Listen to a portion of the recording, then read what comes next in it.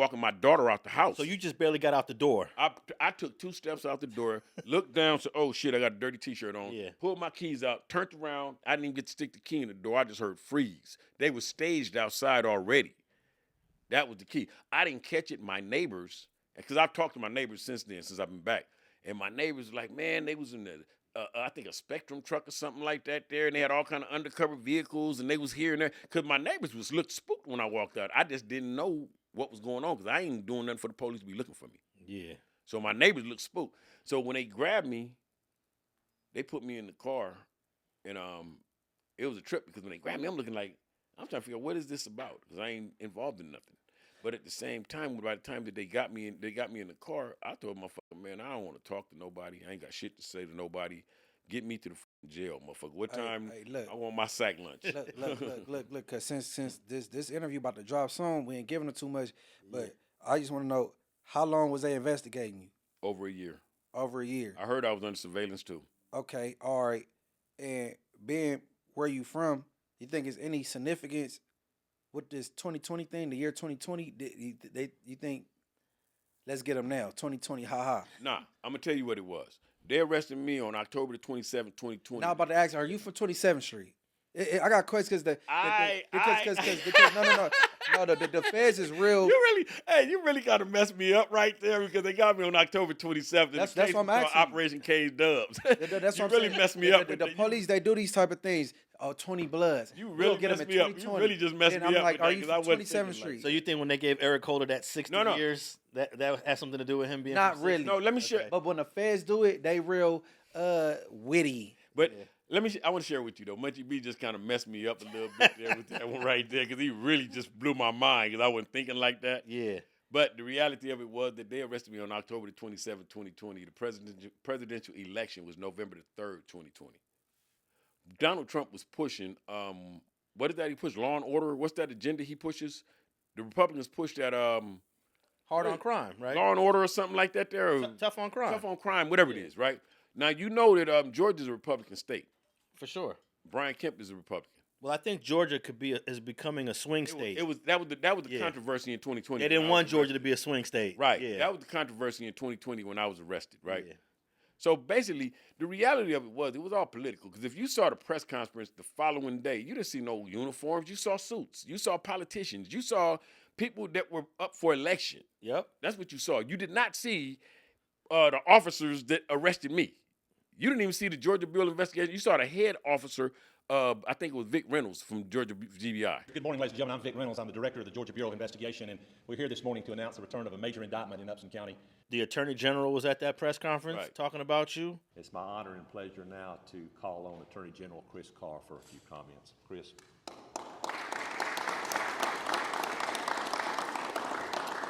Director Reynolds, thank you so much. And let me just start by commending and congratulating and thanking our friends and the men and women in law enforcement that are here today that have worked on this operation for over a year. The safety and security of human beings is a fundamental need. In fact, so much so that our Constitution, in the second paragraph of our Constitution, it says that protection of person and property is the paramount duty of government. And Governor Kemp has dedicated and prioritized in our state the protection of all persons and property. And his vision was to create the Georgia Gang Task Force, knowing that over half of all violent crimes are committed by gang members. The governor was at that press conference talking about you. Right. The 83rd governor of the state of Georgia, Mr. Brian Kemp. Thank you, Vic, for that, and I'm honored to be here. I just want to first acknowledge, as Dan and Vic both did, all the professionals that we have in the room that have worked day and night, literally, on this case and many others to get us to this point today. I know the First Lady has been mentioned, but her and our girls are strong supporters, not only of law enforcement and our men and women serving in armed services, but all the folks that are working with them side by side every day, our first responders and our prosecutors, and a lot of other people, quite honestly, that aren't mentioned that are all part of this whole team. So I want to thank you guys for that, as well as our First Lady for being here. I did just want to mention our Attorney General, Chris Carr. There's no greater team player in the state of Georgia than Chris Carr when it comes to stopping street gangs and going after drug cartels and ending human trafficking. It's something that he has worked on. The female prosecutor was at that press conference. My name is Marie Broder. I am the district attorney for the Griffin Judicial Circuit. I want to start by thanking Governor Kemp. Thank you so much for your fight against criminal street gangs. It should be inspiring for the rest of the country, what he's done, and the encouragement that he continues to give. I also want to thank Attorney General Carr. Thank you for your support. You'll never know how much we appreciate you.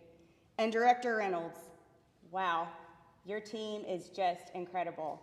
I can't say enough about Jarrett Ursher and John Melvin, Mike Carlson, and your agents that are on the ground fighting this fight. I also cannot say thank you enough to the lead GBI agent on this case and his team. They spent countless hours pouring into data, investigating these individuals who were committing violent crime. Thank you. And to my team, standing here, thank you for all of your hard work.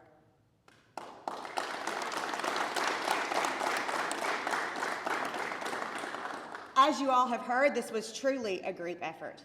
It was important to me because I've served this community, Upson, Pike, Spalding, and Fayette County for many years. I have seen firsthand the suffering and the evil that gangs inflict on our community here.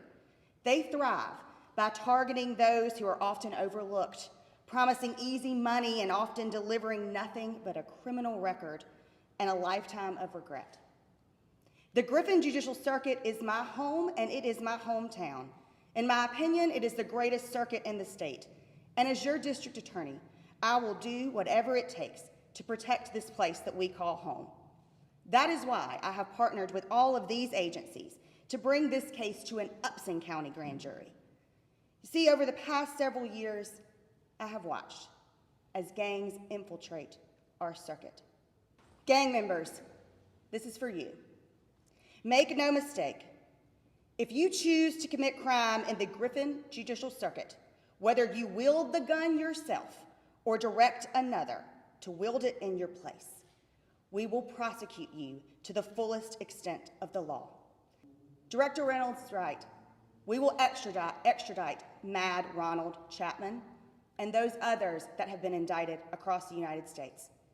And then a whole bunch of people standing in the background that didn't even talk. All wearing suits. Yeah. But it was political. I'm going to show you how political. I'm going to show you it was political. Watch this. The governor didn't come out and speak on Young Thug, and Young Thug is a resident of Georgia. Yeah. Am I correct? Yeah. The governor didn't have nothing to say about his case, and he's a resident of Georgia.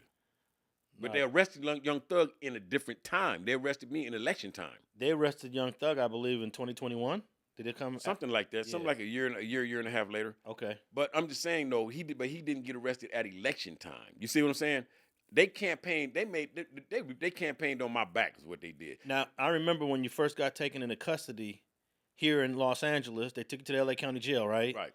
You decided you didn't want to fight the extradition. You were just like, well, F it. This is to what get it over with. This is what it was. Yeah. I didn't know Georgia laws. I thought the United States, this is the U.S., I thought the laws were the same. I thought that all that stuff would prolong me getting out because I had not committed a crime. If I go commit a crime in Los Angeles, if I commit a crime in California, I will go to my arraignment in 72 hours. In 14 days from that 72 hours, I will have a preliminary hearing where you got to bring the evidence or dismiss this case. Yeah. And if you bring the evidence, now we're going to bound this over to Superior.